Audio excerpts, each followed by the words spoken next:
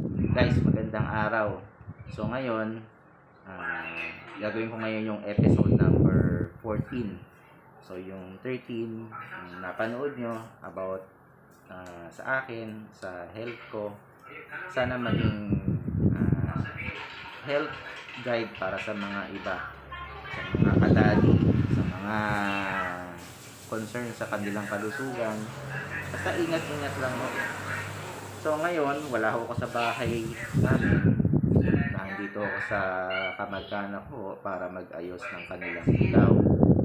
Sa kadahilanan, kailangan din tumulong din sa mga taong tumutulong din sa akin ng lubos. Samantalin ko na itong pagkakataon na to para mag house visit at magpalit ng ilaw ng kanilang sala.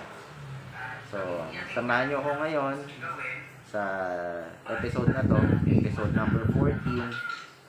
Tulungan po natin ang aking tito at tita. So, ngayon, nanonood po sila ng vlog ko. Pinapanood po nila yung aking vlog. Episode ano yata to eh. Hindi ako nagkakamali, episode 9. Yan, no? So, magandang araw po sa inyo ulit at maraming salamat po sa mga sumuporta sa aking YouTube channel na Nick Vlog TV, mga nag-subscribe at mga nag-like at nag-share. Maraming salamat po. So, hindi ko po masabi na lubos na nagpapasalamat ako, tapos puso nagpapasalamat at nakakataba ng puso po. Ang dami na po ng subscribers natin na 111 subscribers at nasa 1,280 views na po yung ating YouTube videos. Maraming salamat po. Okay, so pag-usapan po natin ngayon yung gagawin po natin. So yung kanila hong sala, meron po silang nagamit na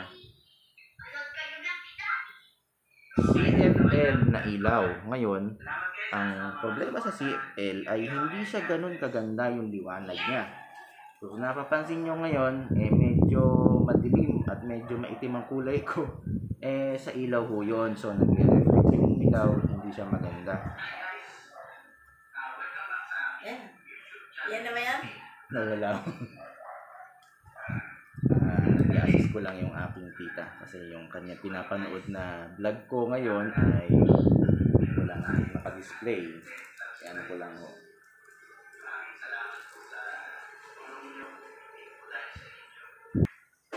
Okay guys, balik tayo. So, bumili ako ng Osram na LED bulb sa halagang 150 yung 7 watts. Yung 7 watts, meron siyang 750 lumens. So, maliwanag na ho yun. Ayun. Meron pa akong isang binili na ito ho, 10 watts. At meron siyang 1,100 lumens. So, mga kadadi, mas mataas ang lumens, mas maganda.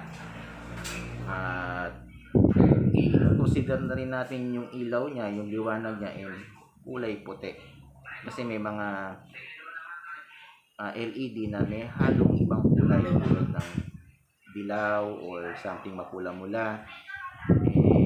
Kung hindi ho tayo sanay sa ganong sa ganong ilaw ay mahihirapan tayo dun sa ginagawa natin. Kung meron tayong ginagawa, say, color tayo o meron tayong pag-support sa ilaw, mahirapan ho tayong sabihin natin tingnan yung kapaligiran natin kasi may mga LED na kapag tiningnan natin yung isang kulay nagbabago o nagko-color shift siya. Yun yung problema dun sa mga LED light na hindi naman ganun kaliwanag. So, minsan namamalikmata tayo na ang kulay na yun ay kulay blue. Yung pala ay violet. So, may mga ganong senaryo. So, aware po tayo doon. So, kung bibili ho tayo ng ilaw, make sure yung bibilin ho natin yung color white, as in pure white. Meron kasing ilaw na merong halong blue. So, meron akong isang vlogger na kilala, si Electro Boom. Siya yung nagpaliwanag doon sa mga color spectrum. So, kailangan yung matutunan nyo yung color spectrum kasi kung medyo light sensitive ang ating mga mata, tulad ko, mahirap tayo mag-identify ng true color sa pagdating sa mga ginagawa natin sa bahay. Yun po yung ating pinapaliwanag. So, magkano ho ba yung ganitong 10 watts, itong 10 watts, sa halagang 200, meron ka ng ganitong ilaw. Compact design po siya, slim. So, highly recommended ko ho yung Osram pagdating sa ganitong ilaw. Malakas ho siya, mas practical, mas maliwanag, compare dun sa mga circular na compact fluorescent. Yan ho. Nanonood sila ng vlog ko yung episode. Yung episode 12 ho yata yun ng birthday ni Raiko. Si Tita. Shoutout kay Tita. Tita Peli. At si Tito Bio. Shoutout sa kanila po. Ito, itatry ho natin ikabit ngayon. Papalitan na ho natin yung ilaw nila sa sala. At yung isang ilaw ay ilalagay ho natin sa dining area. Subukan ho natin, ipakita ho natin sa kanila kung ano yung itsura ng ilaw. For the meantime, ipapatayin ho muna natin yung ating camera. Ipopost ko muna ho yung video at aayusin muna natin itong ilaw. Papatayin ko din ho yung switch ng ilaw o yung convenience switch para hindi po tayo mag-disgrasya. Okay, ingat-ingat lang po. Post lang ho muna natin. Sa ngayon ho, i-set up ho natin yung ilaw. Papatayin muna ho natin yung ating ilaw sa sala at papalitan na ho natin ng bagong bumbilyang LED. Pangalan mo Pio? Ito, saan ho ba yung switch nito? Yan. Turo mo Pio switch. Dito siya, dito. Hindi, Sa ayan loob. ang switch. Ito ho. Yan. Diba? Tatangalan mo to Pio. Papalitan niya, papalitan ng maliwanag. Okay guys, naka-off na yung ilaw. Papalitan na ho natin ng bagong bumbilya. Naka-plug siya. Nandyan kayo. Nakikita ka dyan Pio. Mama, sorry. Oh, nakikita ka Pio. Ayan ang anak ni Atoy. Tulog ka. Yan o, nasa tuktok na ho tayo ng kisame at papatayin natin to. Papalitan na ho natin ng ibang bumbilya. Ingat, baka ikaw mahulog. Ngayon, papakuha natin kay Tita kasi nasa taas tayo. Medyo mataas kami yung kanilang ceiling, high ceiling sila. So yan po. Tita, paabot na lang ho. Salamat po. Yan, tapos ito yung ikakabit natin na 10 watts. So, hindi ho ito sponsor ng Osram. Sa katunayan po, mahilig po ako mag-review ng mga bumbilya. Hinibayan mo yung... Oo, nakatibay ho. Subukan na ho natin guys kung maliwanag ho ba. Okay, maliwanag ho. Ito, kakabit ko siya, tapos Dito. Ito. Dito, dyan kakabit Yung niya. ilaw. So, yan ho yung ganda ng ilaw ng Osram. So, shout out natin kay Osram at Osram. Osram at ganyang kaliwanag yung kanyang binibentang product na 10 watts. Yung 10 watts mas maliwanag pa sa 20 watts na circular CFL. Compact na rin siya kasi Maliwanag niya. yan. So, kung i-compare natin kay Firefly, itong ganito, hindi siya gano'ng kaliwanagan. Mas maliwanag. Ano watts to? Mas maliwanag ho itong 10 watts. Okay? Sabi ni Tito, ilang watts daw ho ito? Ito ay 10 watts lang, yung bagong palit natin. 10 watts lang yung bagong palit. Samantalang ito ay 22 watts. So, medyo okay na yung kulay natin ng mukha ko. Medyo maputi na. Kanina hindi pa ho. So, i-compare natin yung 22 watts at yung 10 watts. Meron tayong matitipid na 12 watts sa babayaran natin sa Meralco. Napakaganda ho nun at mas cost efficient pagdating sa performance at sa binabayad natin sa Meralco. Ngayon, Alin ba papalitan? meron pa akong isang dala ho dito na 7 watts. Ikakabit ko dun sa dining nila. Kaso, isang piraso lang to kasi ang gusto ko Huwag na dyan. i-test ho Ito natin. lang sa tindahan. Sa tindahan daw ho. Okay. Mas okay na yung tayo tumutulong sa mga kamag-anak natin, sa kaibigan. Subukan natin yung product ng Diyan ba? Osram. Dito lang. Dito sa labas? Dito na lang ho. Totoo. Kailangan dito. Abot na ni ate yan. Abot na Oo. ni ate. Abot ko na ho. Maliwanag. Pag susulat ako, kailangan din maliwanag. Oho, ngayon po. Ito ho yung kanilang ginagamit ay compact fluorescent lamp o yung CFL. So, hindi siya ganun kaliwanag. Tingnan natin kung ano ho yung magandang ilaw niya pagdating sa 7 watts. Kung kaya na ba itong tindahan nila na hindi naman ho gano'ng kalakihan. Siguro mga nasa 6 square meter or 7. Subukan ho natin. Pero ito, ideal ho ito pang kwarto. Maganda ho ito. Magandang ilaw, maliwanag, maputi, at matibay. Okay. Ikapit na ho natin, guys. Papa-assist tayo kay Tito. Yo. Eto. Okay. Abot na abot. Yan. Ito ho. Ikakabit naman natin yung 7 watts na LED ng Osram. Shoutout kay Osram. Baka naman. Hindi, joke lang.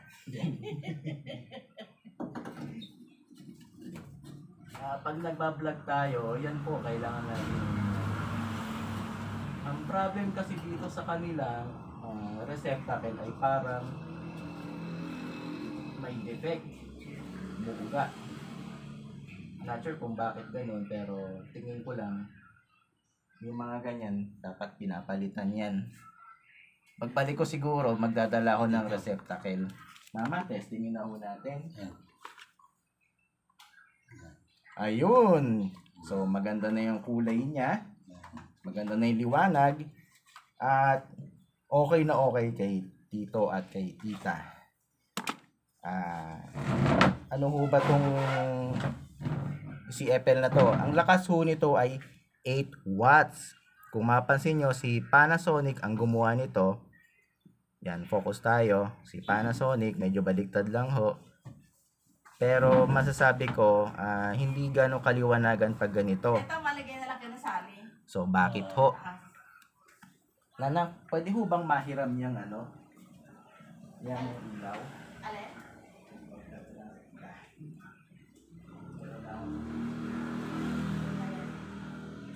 Hindi mo pala punasan, may uling. Hindi, okay na ho. Okay na. Meron ito may ibang tao. Meron na akong episode. Oh guys, episode 14 to dating kalimutan. So, ano ba yung disadvantage ng paggamit nito? Bukod sa ito ay hindi gaano kaliwanagan. Ganda to, Pio, maliwanag. Okay, tandaan natin ang CFL, meron niyang tinatawag na mercury. O yung ginagamit na chemical doon sa loob ng thermometer dati, hindi pa uso yung digital. Ang mercury is very toxic Pio, element. panoorin mo yung anak ni Atong yung Para siyang birthday. silver-like, pero hindi siya tumitigas kasi isa siyang klase ng element na liquid metal. So delikado po 'yan sa health natin. Yung liquid metal na 'yon, yun yung nag-e-excite nung gas sa loob ng ating CFL, kaya siya nagibigay ng kulay puting liwanag.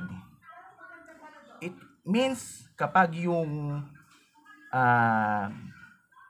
ating daylight o yung CFL nagkaroon ng crack o nabasag, yung mercury vapor na yon ma-expose tayo at merong possibility na tayo ay ma-toxify doon sa chemical na nanggagaling dito sa loob. So wag yung babasagin.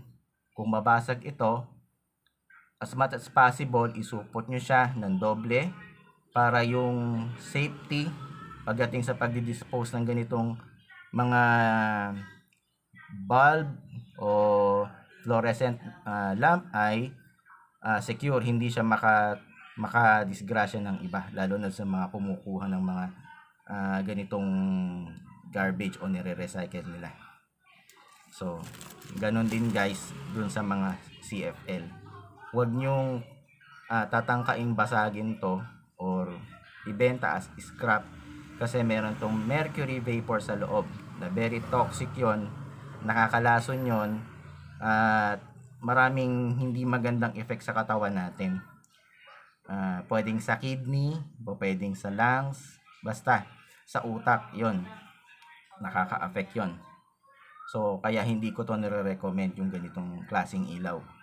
Kung meron kayong pambili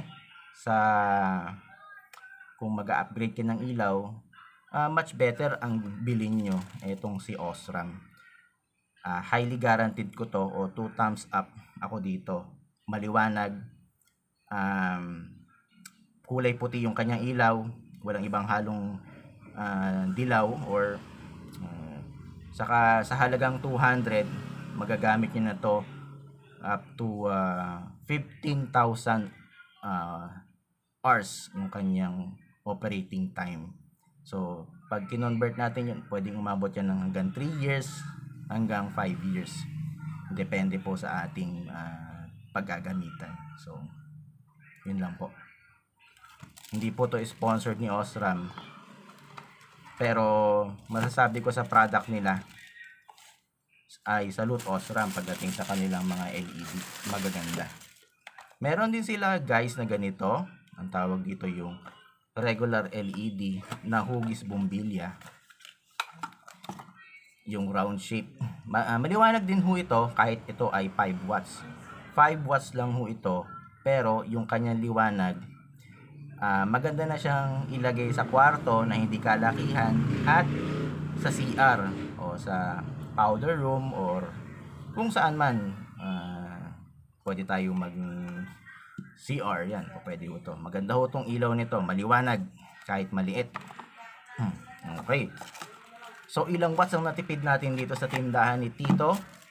So from 8 binaba natin ng 7, nakatipid tayo ng 1 watt. At yung isa pang paglalagyan ko nito, hindi ko alam kung sa bathroom ba o dito sa may gilid nila, check na lang ho natin. Kasi sa kayo nag-e-enjoy silang manood ng vlog ko. Pinapanood yung mga episode ko. Sila isang masugid na tagahanga ng ating YouTube channel na Nate Vlog TV. So maraming salamat po sa pagsuporta. Ngayon, ang gagawin ho natin, lilipat muna tayo ng location para ikabit natin yung isang natitirang Osram. Hindi ako kasi bumili ng marami. Sample lang muna ho ito para makita ho nila yung performance ng ilaw kung maliwanag ho ba o hindi. So ngayon, ang masasabi ho nila, okay naman daw maliwanag at nakakatipid. Tayo. Okay lang ho, mama na lang. Meron pa tayo isa ho. Saan ho natin ito pwedeng ikabit? May isa pa. Doon sana sa ano yan sa hagdanan. Kaso hindi ho gano'ng kaliwanagan. Hirap. Ang bala ko, Ano? Dito na lang. sa CR o kaya sa kwarto ho nyo, Dito na lang. hindi ho gano'ng maliwanag nanang Ha? Hindi ko gaano maliwanag yan. Hindi ka ano maliwanag ang alin. Kung okay lang ho sa inyo na dito ko ikabit. Oo, dyan na lang. Kasi bala ko sa kwarto o sa CR. Sa kwarto hindi naman kailangan maliwanag yan. Oo, kung sa CR. So, subukan natin dito sa may dining area. Palitan natin yung isang ilaw nila. Okay? Kung gusto mo dito, sa may poon. So, po, dito na lang lang parang Yan na lang. Dyan na. maliwanag yung kanyang ilaw. Yan na. Tapakan mo na to. Okay ka. Paalam muna ho tayo kay tita. Dito muna ho sa kanilang dining area. Subukan natin kung magugustuhan nila dito. Ano kaya? Abot mo? Paabot ko na ho yan, nanay. Okay. Ikakabit ho natin mga kadadi yung ilaw. Papalitan natin yung isang ilaw dito. Okay, abot na abot po. Hindi siya gano'ng kalakasan, pero sa kanyang power na 5 watts, maliwanag na rin ho siya. Okay. Ay, sorry. Subukan na natin yung ano. Ang gawin natin natin. Okay na kung pagliwanag na na. Okay na. Ayan, guys. Okay na yan. Yung mo siya, parang magkaano lang. Parang Mas malaki pa yun. okay. So, ito yung kanilang liwanag.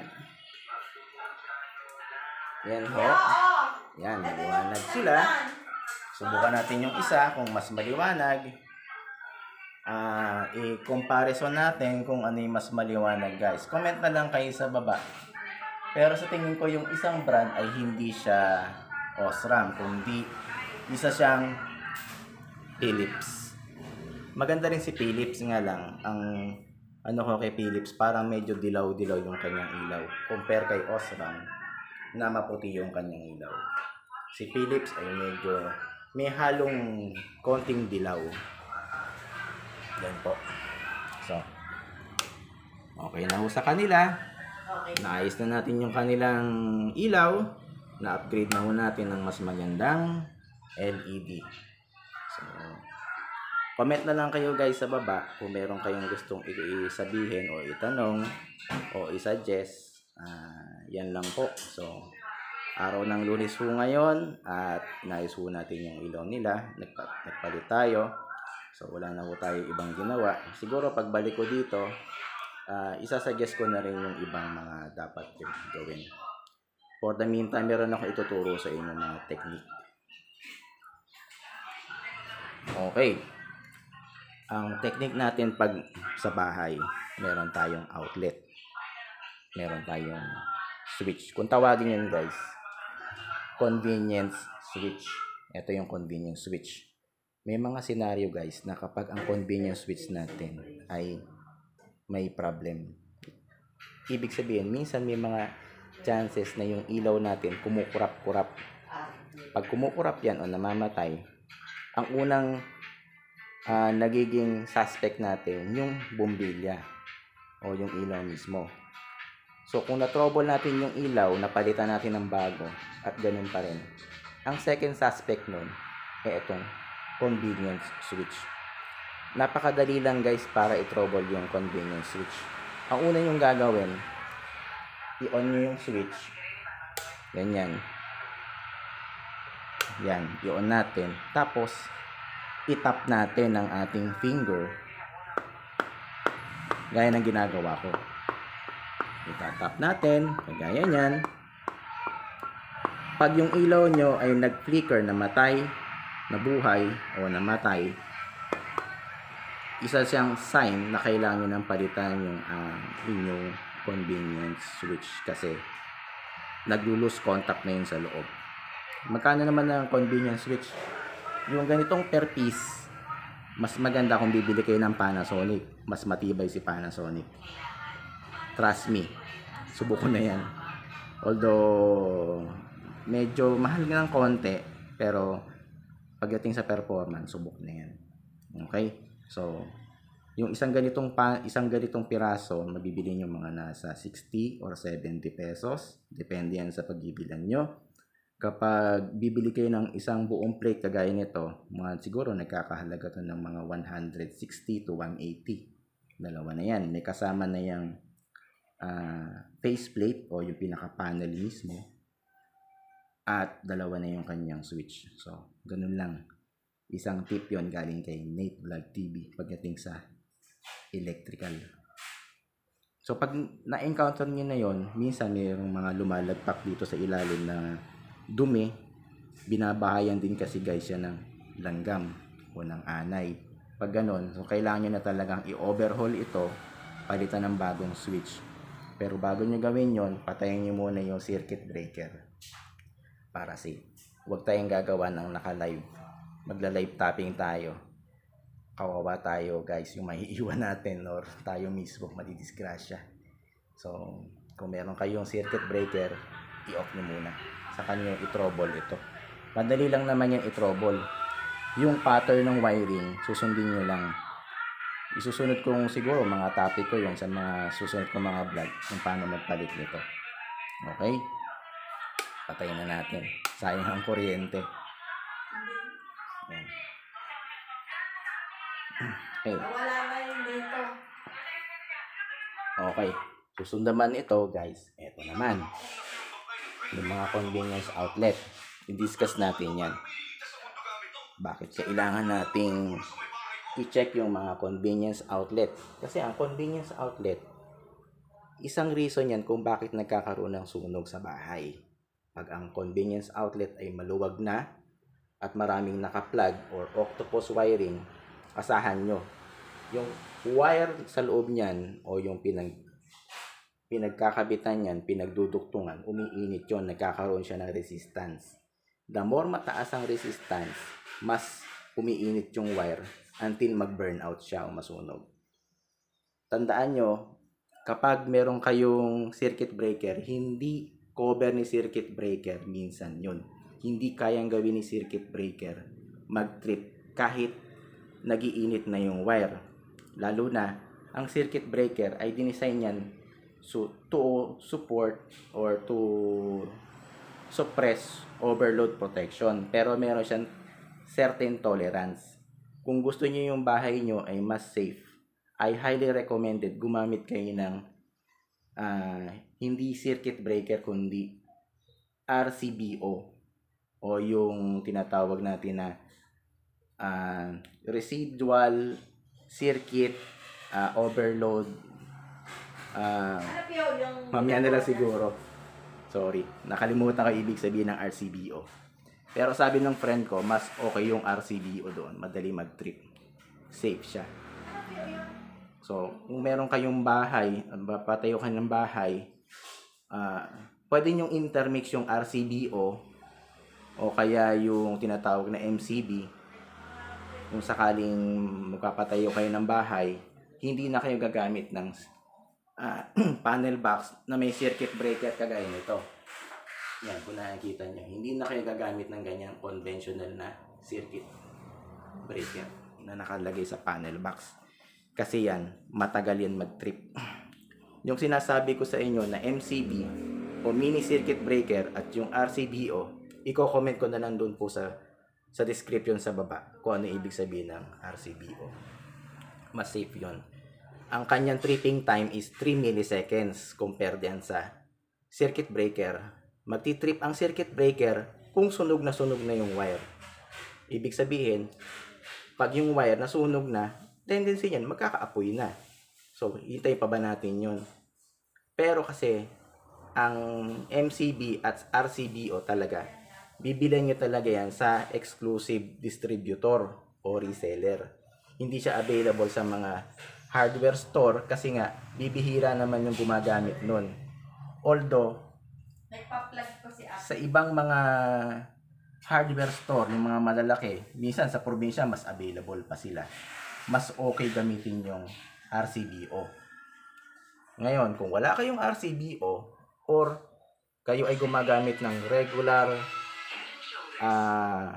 outlet at wala kayong balak mag-upgrade ng inyong circuit breaker o panel box, ang masasuggest ko sa inyo, magkabit na lang kayo o gumamit na lang kayo ng GFCI outlet. Yun, guys, mas recommended yun sa mga ganito tulad ng kitchen, yung GFCI. Meron siyang sariling mini circuit breaker sa gitna. Kung nagpupunta kayo ng mga mall, may mga mall na aware sila sa ganon, yung kanilang outlet may nakalagay na push button breaker. Nagpop-up yun, guys, kapag suddenly meron siyang na-receive na ground or merong unbalanced current o unbalanced power. Ibig sabihin, baka yung isang butas ng outlet nabasa, nahawakan natin, makukuryente tayo.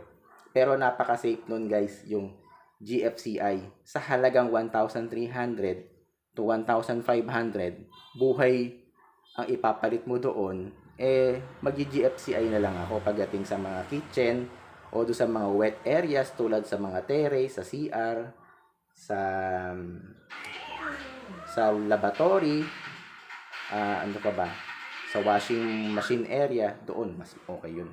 Yun talaga yung pinagagamitan ng GFCI. Tanong na lang kayo, guys, kung bakit mas okay ang GFCI kung ayaw nyo na mag-upgrade ng MCB at RCBO. Yun lang. Kung may tanong kayo, paki-comment na lang sa baba. Okay. Balik tayo dito. Ano pa ba yung mga dapat nating malaman pagdating sa bahay? So, bilang mga kadadi, dapat aware kayo. Aware kayo sa mga ginagamit nating appliances. Ito isang example ng outlet. Alam mo, ginawa ko yata to dati kasi ito, naglulus yung kanyang contact sa loob, kaya meron siyang, nilagyan ko ng ducting tape kasi yung hindi maayos yung pagkakakabit ng convenience outlet. So, para sa akin, kahit anong tibay ng inyong appliances, let's say refrigerator, at hindi nyo binigyan ng pansin yung outlet na pagkakabitan niya, o may mga nakashared na appliances kagaya ng water heater, tapos meron kayong microwave, may rice cooker kayo nakakabit sa ref, kahit anong tibay niyan, masisira yung ref nyo, kahit anong brand niyan. So, wag tayo mag-share ng dalawang appliances sa refrigerator natin kasi sensitive yan, lalo na yung mga inverter type. Madaling masira ang isang ref kapag meron siyang kahati, lalo na high power yung appliances na yon, kagaya ng water heater, rice cooker, microwave. Iwasan nyo ikabit. Iwasan nyo rin magkabit ng washing machine katabi ng ref. Madaling bibigay ang inyong ref o refrigerator. Kung sa baga ang ref, siya yung pinakaselosong appliances sa loob ng bahay. Ayaw niya nang may kahati. Gusto niya siya lang ang gumagamit ng kanyang convenience outlet kagaya nito. Tamang-tama ito. Ano pa? Madaling masira ang appliances kapag maluwag yung outlet natin. Di ba minsan naiinis tayo ng outlet? Pag masikip, mahirap bunutin. Which is yun ang best practice. Mas masikip yung outlet, mas maganda sa appliances. Mas makakatipid ka ng kuryente at makakaiwas ka sa sunog o aberya. Yan ang tip number 2. Okay? Ito ba o number 3? So, kanina yung tip number 1 dun sa convenience switch. Tip number 2 sa outlet, pwede tayong gumamit ng GFCI. Kung maaari, kung meron tayong ginagamit na sa wet area tulad ng kitchen, sa may laboratory o sa CR o sa labas ng bahay, sa may washing area o sa labahan. Yung tip number 3 natin sa outlet naman, idagdag lang natin, dapat masikip yung ating outlet. Huwag tayong pababayaan natin yung outlet sa bahay na maluwag kasi mas delikado yon sa sunog. Trust me. Pwedeng mag-spark na lang yon at mag-produce ng konting amount ng apoy, ayun, wag nating hintayin yung mangyari yan sa atin. As much as possible, maging guide itong vlog ko na to, episode 14, para dun sa mga kadadi na laging nag-iingat ng bahay o sa bahay, iniingatan nila yung kanilang kabuhayan, yung bahay nila, na huwag madisgrasya. So, yun yung aking tip. Okay? So, bawal na bawal po tayo maghahati ng ibang appliances na malakas ang kinukonsume na power. Maaring masira yung ref natin, kaya kahit gaano katibay yung ref natin, sablay ang ating outlet, maluwag, may nakashare na ibang high power appliances, madaling masisira ang ref. Lalo na kung inverter type po yan. Okay? So, yun yung ating tip. Pagdating naman sa ref, sa aircon, nire-recommend ko sa inyo guys,